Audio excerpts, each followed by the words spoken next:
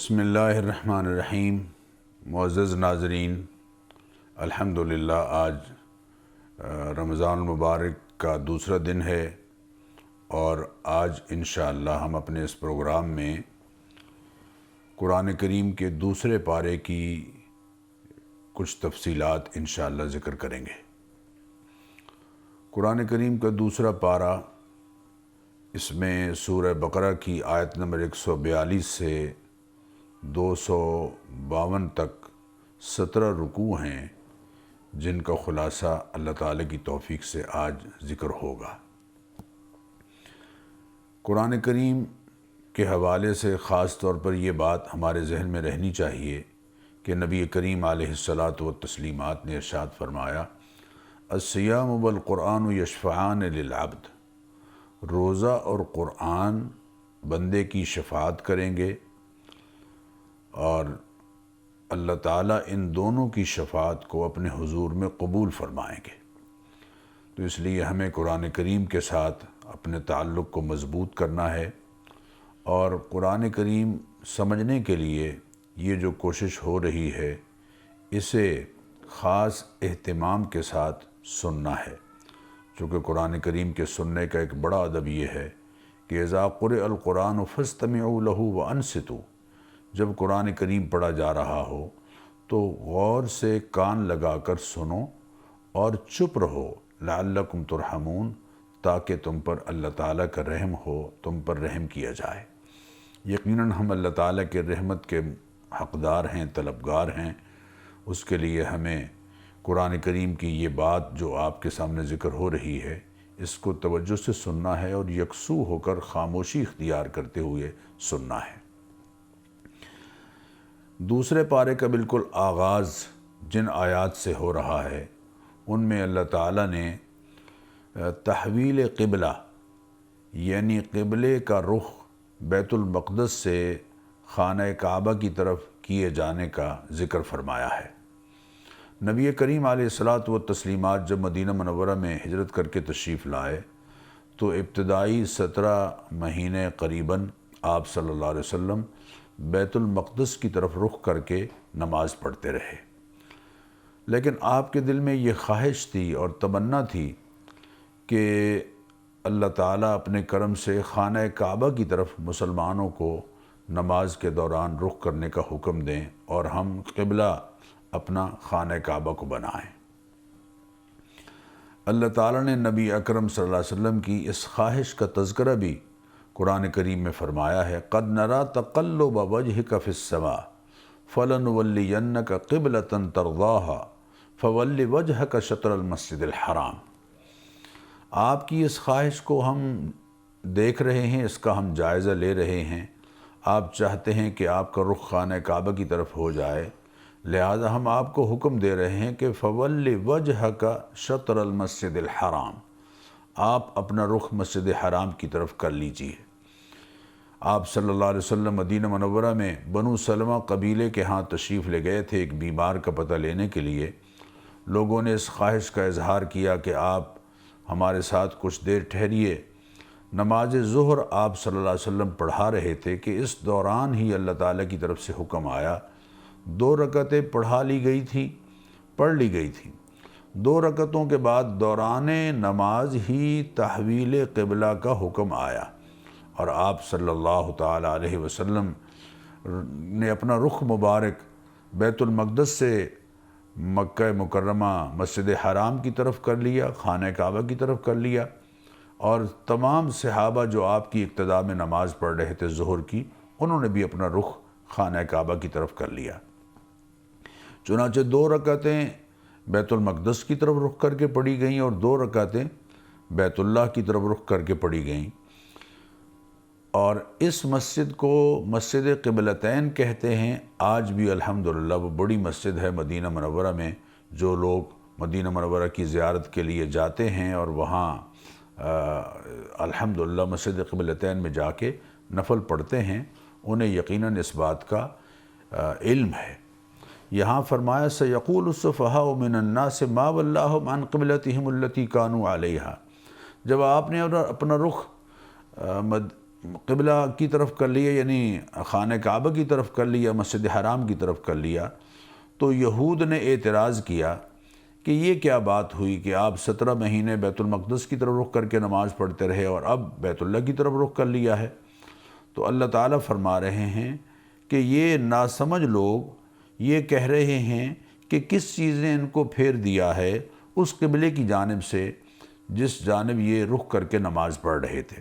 قل للہ المشرق والمغرب، آپ ان سے کہہ دیجئے کہ مشرق اور مغرب سب اللہ تعالیٰ کی طرف سے ہے، اللہ تعالیٰ کی طرف سے ہے، اور جدھر اللہ تعالیٰ چاہیں حکم دیں،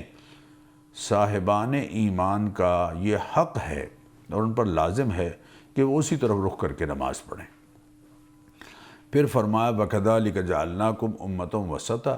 اللہ تعالیٰ نے تمہیں درمیانی امت بنایا ہے، یعنی نہ اس میں افراط ہے نہ تفریط ہے، بلکہ درمیانی راہ اللہ تعالیٰ نے اس امت کو عطا فرمائی ہے۔ اور یہ اس امت کا اعزاز ہے کہ اللہ تعالیٰ نے اس کو احکام میں نہ سختی رکھی ہے نہ بالکل نرمی رکھی ہے، بلکہ اعتدال کی راہ کو اختیار کرنے کا حکم دیا ہے۔ یہ ساری آیات پھر خاص طور پر فرمایا کہ الحق من ربک،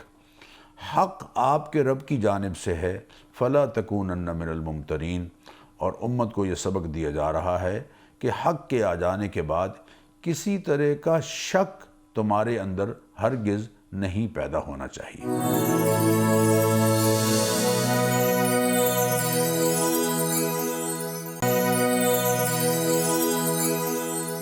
پھر اللہ تعالیٰ نے ارشاد فرمایا کہ ہم تمہیں خوف کے ذریعے سے، بھوک کے ذریعے سے، مالوں اور جانوں کی کمی کے ذریعے سے اور پھلوں کی کمی کے ذریعے سے آزماتے ہیں، آزمائیں گے یقیناً، اور آج یقیناً پوری دنیا اس آزمائش سے گزر رہی ہے کرونا وائرس کی صورت میں، لیکن اللہ فرما رہے ہیں وَبَشِّرِ الصَّابِرِينَ، صبر کرنے والوں کو خوشخبری سنا دیجئے کہ جب بھی انہیں کوئی مصیبت آتی ہے تو وہ کہتے ہیں اِنَّا لِلَّهِ وَإِنَّا إِلَيْهِ راجعون، ہم اللہ کی ملکیت ہیں، اللہ کو حق ہے کہ جو تصرف جیسے چاہے کرے، اور وَإِنَّا إِلَيْهِ راجعون، پلٹ کر ہم نے اللہ تعالیٰ کے پاس جانا ہے۔ اور اولئک علیہم صلوات من ربہم ورحمہ، ان پر اللہ تعالیٰ کی خاص عنایات اور اس کی رحمت، اولئک علیہم صلوات من ربہم ورحمہ واولئک هم المہتدون، ان پر اللہ تعالیٰ کی خاص عنایات ہوتی ہیں اور اس کی رحمت ہوتی ہے اور یہی ہدایت یافتہ ہیں۔ پھر اللہ تعالیٰ نے شعائر اللہ میں سے صفا اور مروہ کا ذکر کیا، چونکہ صفا پر اور مروہ پر مشرکین نے 2 بت رکھ دیے تھے، اصاف اور نائلہ، اس لیے جب مسلمانوں کو حکم ہوا کہ صفا مروہ کی سعی کریں تو مسلمان ذرا پریشان ہوئے، تو اللہ تعالیٰ نے ارشاد فرمایا کہ ان الصفا والمروۃ من شعائر اللہ، صفا اور مروہ شعائر اللہ میں سے ہیں، جو بھی حج کرتا ہے یا عمرہ کرتا ہے اس کے لیے کوئی حرج نہیں ہے کہ وہ صفا اور مروہ کی سعی کرے، یعنی ان مشرکین کے جو بت رکھے ہوئے تھے اس کی طرف نہ دیکھیں بلکہ اللہ کے حکم کی طرف دیکھیں۔ اب اللہ تعالیٰ کی طرف سے یہ حکم آیا ہے کہ تم نے عمرے میں اور حج میں سعی کرنی ہے صفا مروہ کی۔ حج اور عمرے میں، حج میں سعی احناف کے نزدیک واجب ہے، لیکن زیادہ تر علماء کے نزدیک یہ بھی ایک طرح سے رکن ہے، لیکن عمرے میں تو یقیناً سعی کرنا اور طواف کرنا یہ دونوں عمرے کے ارکان میں سے ہیں، یعنی اگر ان کو چھوڑیں گے تو یقیناً عمرہ ادا نہیں ہوگا۔ اس کے بعد اللہ تعالیٰ نے یہ بات فرمائی کہ دیکھو جو حالت کفر میں مر جاتا ہے یقیناً اس کے لیے اللہ تعالیٰ کے ہاں اس کے اس رویے کے اور اس کے اس عقیدے کی وجہ سے یقیناً اللہ تعالیٰ کے ہاں اس کے لیے سزا ہے اور اس کے لیے پکڑ ہے۔ اس کے بعد اگلے رکوع میں اللہ تعالیٰ نے یہ بات ارشاد فرمائی، یہ دیکھو آسمان و زمین کی نعمتوں میں، آسمان و زمین میں پھیلی ہوئی اللہ تعالیٰ کی نعمتیں جو ہیں یہ سب تمہیں اس بات کا درس دیتی ہیں کہ یہ کشتیوں کا چلنا، یہ ہواؤں کا چلنا، یہ سمندروں کو تمہارے لیے مسخر ہو جانا، یہ اس بات کا تقاضا کرتا ہے، یہ ساری چیزیں تقاضا کرتی ہیں کہ ہم اس خالق کی طرف رجوع کریں۔ اس کے بعد اگلے رکوع میں معزز ناظرین بہت غور طلب ہدایات ہیں۔ آغاز اس بات سے کیا گیا ہے کہ یا ایھا الناس، اے انسانوں، کلوا مما فی الارض حلالا طیبا، حلال کھانا ہے پاکیزہ، حلال پاکیزہ رزق کھاؤ، حرام سے بچو، اور جو حلال ہے وہ بھی پاکیزہ ہونا چاہیے، ایسا ہو کہ جو تمہاری صحت کے لیے، تمہاری جان کے لیے، تمہارے وجود کے لیے صحت افزا ہو خوراک، یعنی ایسی خوراک مت کھاؤ جو طیب نہ ہو، یعنی جو تمہارے وجود کے لیے تقویت کا باعث نہ بنے، اور بلکہ تمہارے معدے کی خرابی کا باعث بن رہی ہو، اگرچہ وہ حلال ہو۔ اور لا تتبعوا خطوات الشیطان، شیطان کی پیروی نہ کرنا بلکہ رحمان کی پیروی کرنی ہے۔ اور جب ان سے کہا جاتا ہے کہ ان تعلیمات کی پیروی کرو جو اللہ تعالیٰ کی طرف سے تمہیں اتاری گئی ہیں، تو یہ کہتے ہیں کہ ہم تو اپنے آباء و اجداد کی بات مانیں گے، اپنے آباء و اجداد کی وہ بات ماننی ہے جو قرآن و سنت سے متصادم نہ ہو۔ اگر قرآن و سنت سے متصادم کوئی رویہ ہے ماں باپ کا، تو ماں باپ کو ایک طرف رکھیں گے اور نبی کریم علیہ الصلاۃ والتسلیمات کی سنت کو پیش نظر رکھیں گے۔ ماں باپ کا رویہ تب قابل قبول ہے جب وہ تعلیمات نبویہ کے مطابق ہو۔ اس کے بعد پھر اللہ تعالیٰ نے خاص طور پر ایمان والوں کو ارشاد فرمایا کہ یا ایھا الذین آمنوا، اے ایمان والو، جو پاکیزہ رزق ہم نے تمہیں دیا ہے وہ کھاؤ، اور واشکروا للہ، اللہ کا شکر ادا کرو اگر تم اللہ تعالیٰ کی عبادت کرنے والے ہو۔ کچھ چیزیں تم پر حرام ہیں، مردار حرام ہے، یعنی حلال جانور اگر ذبح کیے بغیر مر گیا تو وہ تم پر حرام ہے، اور وہ خون جو ذبح کرتے وقت جانور کے جسم سے نکلتا ہے وہ تمہارے لیے حرام ہے، اور خنزیر بہر صورت تمہارے لیے حرام ہے، اور وہ جانور کہ جن کو اللہ کے سوا کسی اور کی قربت حاصل کرنے کے لیے چھوڑا گیا ہے، وہ چاہے چھری چلاتے وقت ان پر بسم اللہ اللہ اکبر بھی کہا جائے، وہ چونکہ غیر کی قربت کے لیے ان کو چھوڑا گیا ہے یا ذبح کیا جا رہا ہے تو وہ یقیناً حرام ہے۔ ہاں اگر کوئی مجبور ہے اور اس سطح پر پہنچ جاتا ہے کہ مرتا ہے اگر حرام نہیں کھاتا تو اتنی مقدار کہ جس سے اس کی جان بچ جائے وہ حلال ہے، باقی حرام۔ اس کے بعد معزز ناظرین، جو بہت غور طلب آیت البر ہے، ایسی آیت کہ جو نیکی کے تصور کو وسیع کر رہی ہے، اس کا ذکر ارشاد فرمایا کہ دیکھو لیس البر ان تولوا وجوہکم قبل المشرق والمغرب، صرف مشرق کی جانب یا مغرب کی جانب رخ کر لینا یہ کافی نہیں ہے، بلکہ جو نیکی ہے اس میں چند چیزوں کا خیال رکھنا ضروری ہے۔ پہلے ہے ایمانیات، لیکن البر من آمن باللہ والیوم الآخر والملائکۃ والکتاب والنبیین، اللہ پر، آخرت پر، فرشتوں پر، کتابوں پر اور انبیاء، تمام انبیاء پر ایمان، پہلی بات۔ دوسری بات ہے آت المال علی حبہ ذوی القربى، یعنی اللہ کا دیا ہوا مال قرابت داروں پر اور یتیموں پر، مسکینوں پر، مسافروں پر اور مانگنے والوں پر، اور وہ لوگ کی جن کی گردنیں پکڑی گئی ہیں، گرفت میں ہیں، یعنی غلام تھے پہلے دور میں، اور آج اگر کسی کے قرض میں اگر وہ ہے تو اس کی گردن چھڑانا، یعنی گویا یوں کہہ لیجئے کہ کفالت اجتماعی پر مبنی معاشرت مسلمانوں کے ہاں ہونی چاہیے، کفالت عامہ پر مبنی معاشرت، تکافل اجتماعی پر مبنی معاشرت۔ اور تیسری نمبر پر پھر آیا ہے نماز کی پابندی ہے اور زکوٰۃ کی ادائیگی ہے، اور چوتھے نمبر پر وَالْمُوفُونَ بِعَهْدِهِمْ إِذَا عَاهَدُوا، وعدوں کو پورا کرنا ہے یعنی معاملات، اور پانچویں نمبر پر ہے وَالصَّابِرِينَ فِي الْبَأْسَاءِ وَالضَّرَّاءِ، اخلاق کا اچھا ہونا، صبر کرنے والے ہوں وہ تنگ دستی میں بھی اور جسمانی تکلیفیں اگر ہوں تب بھی، اور اس کے بعد نمبر ہے وحین البأس، جنگ کے وقت یعنی جہاد کے وقت، تو گویا ایمانیات، تکافل مبنی پر معاشرت، اور اس کے بعد پھر عبادات، اور پھر معاملات، اور پھر اخلاق، اور پھر جہاد، یہ سب مل کر ان کو اللہ تعالیٰ نے اس مقام پر نیکی قرار دیا ہے۔ پھر اللہ تعالیٰ نے فوجداری نظام کا ذکر کیا ہے، اور فرمایا کہ یا ایھا الذین آمنوا کتب علیکم القصاص فی القتلی، قصاص کے نظام کو اگر تم رائج کرو گے تو پھر یقیناً یہ قصاص تمہارے لیے قتل کے عموم کو روکنے کا ذریعہ بنے گا، اور تمہارے لیے یہ قصاص کا جو نظام ہے اس میں زندگی ہے۔ پھر عبوری طور پر اللہ تعالیٰ نے ذکر فرمایا وصیت کے نظام کا، دیوانی نظام کا، لیکن اس عبوری طور پر جو وصیت کا یہاں حکم ہے اس کو سورہ نساء میں حتمی احکام کے ذریعے سے بدل دیا گیا۔ پھر معزز ناظرین،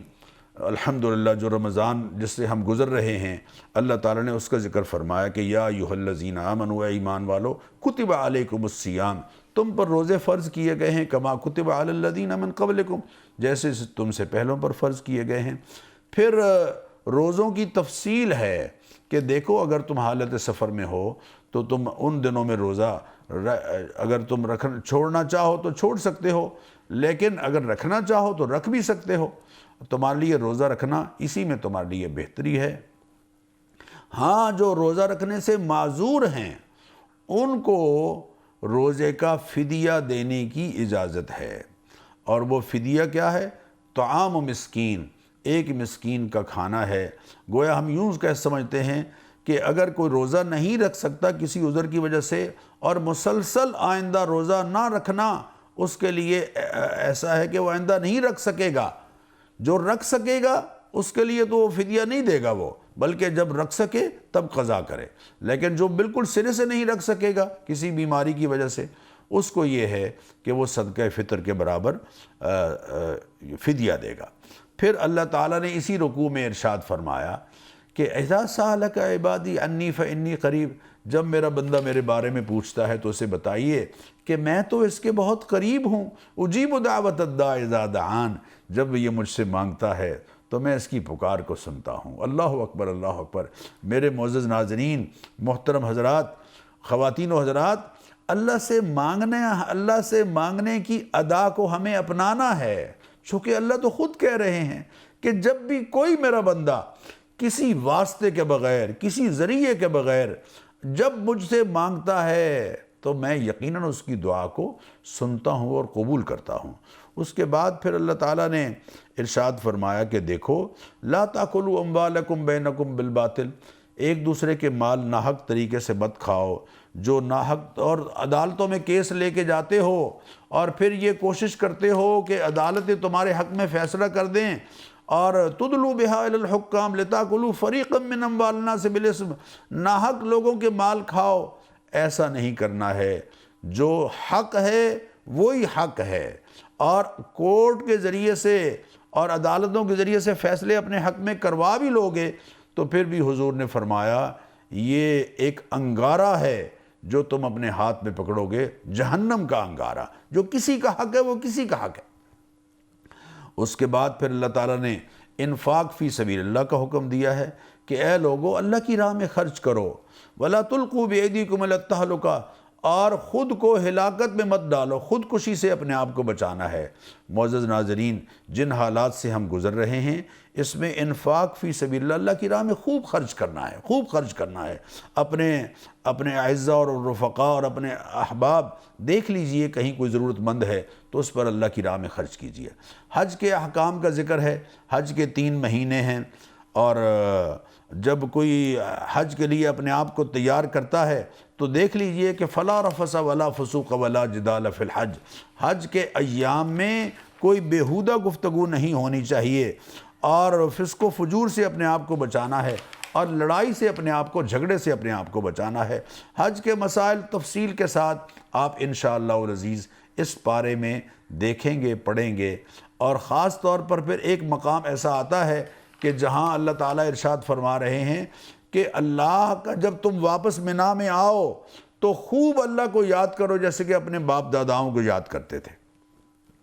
نئے رکوع میں اگلا جو رکوع ہے، رکوع نمبر 10، اس میں اللہ تعالیٰ ارشاد فرما رہے ہیں کہ دیکھو جو تمہارے درمیان جو اختلافات ہیں وہ زیادہ تر باہم زدی کی وجہ سے ہوتے ہیں، اور ضد کی بنیاد پر اختلافات سے اپنے آپ کو بچانا ہے۔ پھر اسی رکوع میں اللہ تعالیٰ فرما رہے ہیں کہ لوگ آپ سے پوچھتے ہیں کہ کیا خرچ کریں، تو آپ ان کو بتا دیجئے کہ جو بھی تم خرچ کرو سب سے پہلے اس کے حقدار تمہارے ماں باپ ہیں، فَلِلْوَالِدَيْنِ وَالْأَقْرَبِينَ، پھر اس کے بعد تمہارے رشتہ دار ہیں، پھر اس کے بعد یتیم ہیں، مسکین ہیں اور مسافر ہیں، اور وَمَا تَفْعَلُوا مِنْ خَيْرٍ فَإِنَّ اللَّهَ بِهِ عَلِيمٌ، جو بھی خیر کا کام تم کرو گے اس کا یقیناً اللہ تعالیٰ کو علم ہے۔ اس کے بعد پھر اگلے آیت میں اگلا جو نیا رکوع ہے 11 نمبر رکوع، اس میں اللہ تعالیٰ نے ارشاد فرمایا کہ جو حالت کفر میں مر جاتا ہے اس کی ساری بھلائیاں اور اچھے کام بالکل مٹ کر رہ جاتے ہیں، ان کی اللہ تعالیٰ کے ہاں کوئی حیثیت نہیں ہوتی۔ شراب کا اور جوئے کا پہلا حکم اس سورہ بقرہ کے 11ویں رکوع میں ہے۔ یسألونک عن الخمر والمیسر، لوگ آپ سے شراب اور جوئے کے بارے میں پوچھتے ہیں، آپ ان کو بتا دیجئے فیہما اسم کبیر، اس میں بہت بڑا گناہ ہے، جوا بہت بڑا گناہ ہے، اور شراب بہت بڑا گناہ ہے۔ جب پہلا یہ حکم آیا تو جو صالح لوگ تھے مسلمان، وہ تو پہلے اس حکم پر ہی شراب چھوڑ گئے تھے اور جوئے سے اپنے آپ کو بچا لیا تھا۔ پھر فرمایا لوگ آپ سے پوچھتے ہیں کہ کیا خرچ کریں، تو آپ ان کو بتا دیجئے کہ جب مسلمانوں کے لیے مشکل حالات ہوں، معاشرے میں مشکل حالات ہوں، تو قُلِ الْعَفْوَ، زائد الضرورت اللہ کی مخلوق پر خرچ کر دو۔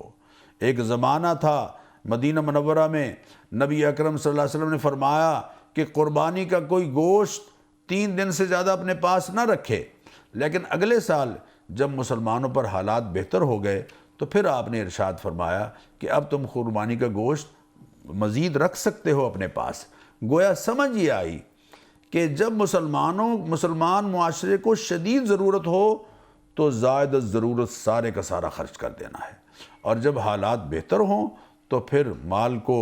حلال مال کو رکھا بھی جا سکتا ہے۔ اور کافر عورتوں اور کافر مردوں کے ساتھ نکاح کی حرمت کا اللہ تعالیٰ نے ذکر فرمایا۔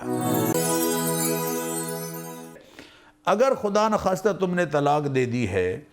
اور 1 مہینہ تم نے سوچا ہے، موقع ہے، انتظار کیا ہے، پھر بھی تمہیں اطمینان نہیں ہوا اور تم نے طلاق دینا ہی طے کر لیا ہے، تو پھر 1 مہینے کے بعد دوسری طلاق دو۔ پھر 1 مہینہ اگر گزر گیا ہے اور پھر بھی تم یہ سمجھتے ہو کہ میں نے طلاق ہی پر اصرار کرنا ہے، تو پھر تم تیسری طلاق دو۔ اول ایک ہی طلاق سے اگر آپ نے 3 مہینے آپ نے رجوع نہیں کیا تو خود بخود وہ طلاق جو ہے وہ میرج کو ڈیزالو کر دے گی، شادی ختم ہو جائے گی۔ لیکن فائدہ کیا ہے؟ 3 طلاقوں کے بعد واپسی کا کوئی راستہ نہیں رہتا، اور اگر 1 طلاق دے کر چپ رہے اور 3 مہینے گزر گئے یا ڈیلیوری ہو گئی، اگر خاتون پریگننٹ ہے ڈیلیوری ہو گئی، تو شادی تو ختم ہو جائے گی لیکن دونوں کے پاس واپسی کا چانس موجود رہتا ہے۔ اس کے بعد اللہ تعالیٰ نے ان آیات میں جو ذکر فرمایا ہے، خاص طور پر طلاق کے بعد اللہ تعالیٰ نے ایلا کا تذکرہ فرمایا کہ کوئی آدمی قسم کھا لیتا ہے کہ میں اپنی بیوی کے ساتھ تعلق قائم نہیں کروں گا، تو اگر 4 مہینے سے کم کا قسم کھاتا ہے تو وہ تو ایلا ہوگا ہی نہیں، اور اگر 4 مہینے کی قسم کھاتا ہے اور اپنی قسم پر پکا رہتا ہے تو 1 طلاق ہو جاتی ہے۔ تو یہ ساری تفصیل اللہ تعالیٰ نے یہاں بیان فرمائی ہے۔ اور فَإِنْ خِفْتُمْ أَلَّا يُقِيمَا حُدُودَ اللَّهِ فَلَا جُنَاحَ عَلَيْهِمَا فِي مَا افْتَدَتْ بِهِ، اس ساری تفصیل اللہ تعالیٰ نے یہاں بیان فرما دی ہے۔ انشاءاللہ العزیز جب آپ ان آیات کو پڑھیں گے تو یہ آپ کے سامنے آ جائے گی۔ اس کے بعد پھر اگلے رکوع میں جو 15ویں رکوع کے بعد کی آیت ہے، ہاں اس دوران اللہ تعالیٰ نے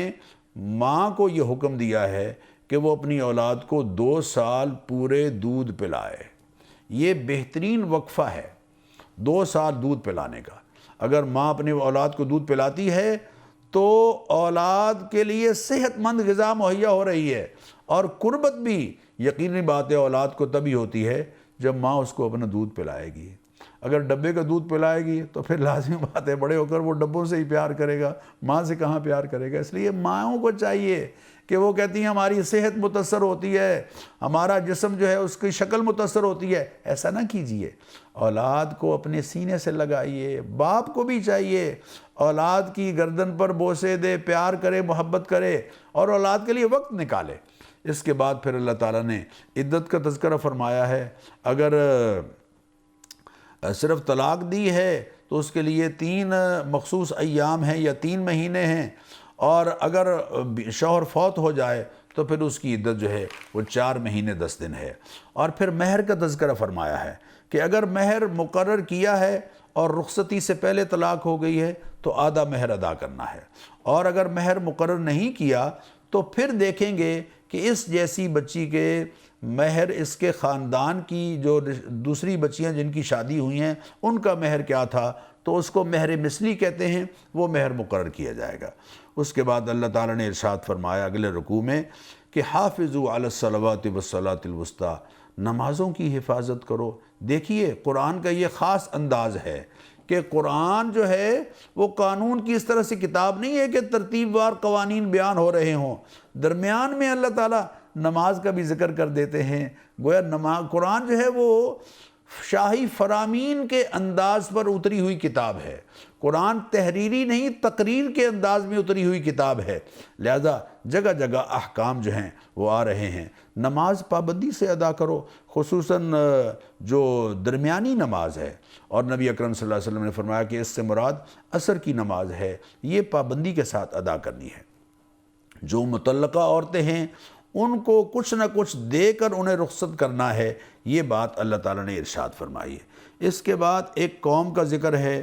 کہ جو طاعون کی بیماری جب پھیلی تو وہ اپنے علاقے سے بھاگے، حالانکہ حکم یہ ہے کہ جہاں طاعون کی بیماری پھیل چکی ہو وہ لوگ وہیں رہیں، وائرس کا شکار جو لوگ ہیں وہ جس علاقے میں رہ رہے ہیں وہیں رہیں، باہر سے لوگ وہاں نہ آئیں۔ تو یہ لوگ جب بھاگے ہزاروں کی صورت میں، موت کے ڈر سے بھاگے، تو اللہ تعالیٰ نے حکم دیا کہ مر جاؤ، مر گئے۔ اور پھر ایک نبی، اللہ کے نبی علیہ السلام، ان کی دعا سے اللہ تعالیٰ نے ان کو دوبارہ زندگی بخشی۔ یہ ساری تفصیل ان آیات میں آپ پڑھیں گے۔ اس کے بعد اگلے رکوع میں جو یوں کہہ لیجئے کہ اس پارے کا آخری رکوع ہے، اللہ تعالیٰ نے بنی اسرائیل کا تذکرہ فرمایا ہے کہ حضرت شموئیل علیہ السلام سے لوگوں نے کہا کہ جناب یہ جو طالوت ہے یہ ہم پر غالب آ گیا ہے، اس کے مقابلے میں ہم نے قتال کرنا ہے، تو ہمارے لیے کوئی قائد اور رہنما مقرر کیجئے۔ تو اللہ تعالیٰ نے اپنے نبی علیہ السلام سے یہ فرمایا کہ دیکھیے ہم ایک حکمران تمہارے لیے مقرر کرتے ہیں۔ ان اللہ قد، ہاں طالوت کو اللہ تعالیٰ نے ان کا سربراہ مقرر کیا۔ وقال لهم نبیهم ان اللہ قد بعث لكم طالوت ملکا قالوا انا یکون له الملک علینا ونحن احق بالملک ولم یؤت سعة من المال، کہ آپ نے طالوت کو ہمارا حکمران تو مقرر کر دیا ہے لیکن یہ تو بیچارہ غربا ہے، مالدار نہیں ہے، صاحب ثروت نہیں ہے۔ تو اللہ تعالیٰ کے نبی علیہ السلام نے فرمایا کہ ان اللہ اصطفاہ لکم وزادہ بسطۃ فی العلم والجسم، حکمران کے لیے مالدار ہونا ضروری نہیں ہے، اس کی 2 خوبیاں ہونی چاہیے۔ ایک یہ کہ اس کے پاس علم ہو، وہ حالات اور عقل سے اور شعور سے شناسا ہو، اور صاحب علم ہو، اسے اپنے ملک کا نظام چلانے کے لیے سمجھ بوجھ موجود ہو، والجسم اور جسمانی طاقت بھی رکھتا ہو۔ تو اللہ تعالیٰ نے جو تمہیں حکمران دیا ہے وہ صاحب علم بھی ہے اور طاقتور بھی ہے۔ اور اللہ تعالیٰ نے ایک اور مدد حضرت طالوت علیہ السلام کی یہ فرمائی کہ جو تابوت سکینہ تھا